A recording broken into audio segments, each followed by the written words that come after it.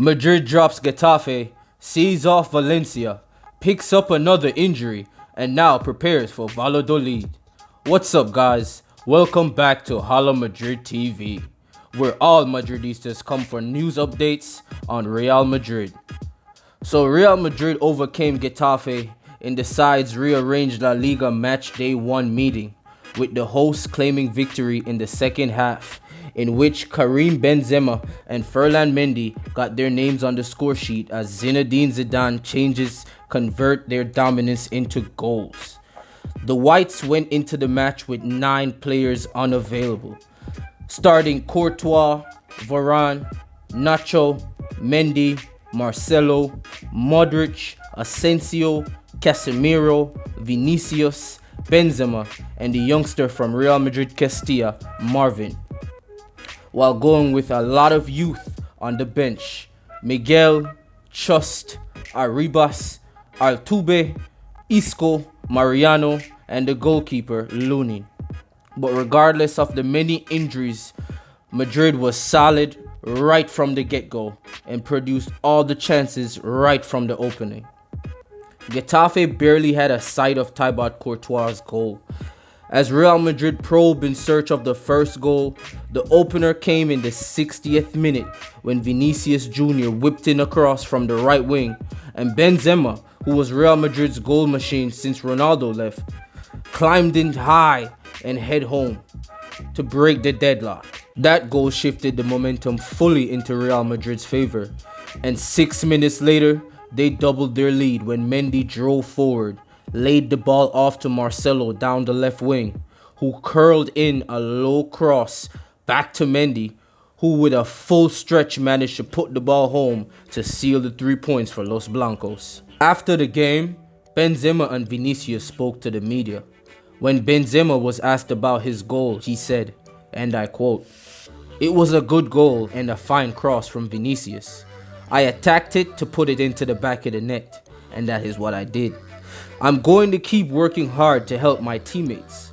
We came into the game with a lot of confidence and belief. We came here to win, which is always tough against Getafe. This was a really important win. We're just focused on the league and what we do. We just have to keep on playing like this, as there's still a long way to go." When the media went on to question Vinicius, he was asked about Real Madrid's performance. Vinicius went on to say, "The team played really well. We have a lot of injuries, but we stood up and counted. We put up a good performance, and it was a tough victory, because Getafe always makes it hard. They're very compact and solid at the back, which makes it difficult to get behind them. We had to be patient. I'm very pleased with the win. We have to keep on like this, picking up points to win La Liga again." Real Madrid, after the victory against Getafe, moved on to play Valencia in La Liga on match day 24 at the clash at the Alfredo Di Stefano Stadium again. It was Los Kingos who came out on top with a 2-0 victory, recording their second win of the week. The victory was set up with a great first half performance, with Karim Benzema again opening the score sheet for Real Madrid. That is now for the 7th time in the last 8 games Benzema is on clinical form. Then it was followed up by a brilliant finish from Toni Kroos. The Whites put in a complete display once again from the opening and dominated the first 45 minutes. They took the lead after a quick transition started by Mendy, then to Carvajal, who carried the ball forward before playing it to Toni Kroos, who fed Benzema for a first-time shot with his right foot. The Frenchman's right-footed effort from outside the box just went inside the post on the 12-minute mark. Sad news followed that goal after Dani Carvajal had to be subbed off due to an unknown injury at the time, 25 minutes played into the match. I have to say that Dani get well soon. We eventually figured out the injury, I'll speak it later on. But never fear, Real Madrid has Mr. Utility Belt, Lucas Vazquez. Zidane subbed on Vazquez to replace the injured Dani Carvajal, and there was no change to Real Madrid and the script they wrote. The Whites were bossing possession and were well on top, and then duly doubled their advantage before the halftime break. Some patient build-up play involving passes between Luka Modric, Marco Asensio, and Lucas Vazquez was rounded off with a brilliant trademark finish from the German sniper Toni Kroos. The second half saw Real Madrid continue to knock the ball around, well as the Whites pinned Valencia back down into their box. Valencia didn't create much chances, and anything they managed to muster up was handled easily by Courtois. Get it? Handled? Hahaha. Mendy thought he had scored in back-to-back games when he had the ball in the back of the net, but his efforts was ruled out by VAR. And for those who don't know what VAR means as yet, it means Video Assistant Replay. Zidane made some substitutes, giving time to young players like Arribas. The ever-reliable Mariano Diaz came on, and we got to saw some Isco magic as well. And for all Madrid fans, I think I speak for all of us when we say we're glad to see Isco back on the pitch. Haven't seen much of him lately because of injuries. We got to see young Arribas, the Castilla player, try to make use of the game time he had, firing a left-footed effort from outside the box. Didn't catch it properly, so his shot was easily dealt with, but I appreciate and give him credit for trying to make something happen. Isco played some good 1-2s, some good dribbles, retained the ball well, a usual Isco performance. Mariano had an opportunity to get his name on the score sheet in the final move of the game, but there was no time for any further goals, and Real Madrid closed out last week's doubleheader at the Di Stefano with 2 wins and 2 clean sheets versus Valencia and Getafe. After the game, Zidane addressed the media from the Di Stefano press room, and he went on to say, and I quote, "We're going to carry on with what we're doing. We're not going to be looking at the others. We're on a good run, and we want to keep going because it's very important. I'm pleased for them. We played well today. Defensively, we all read the game very well.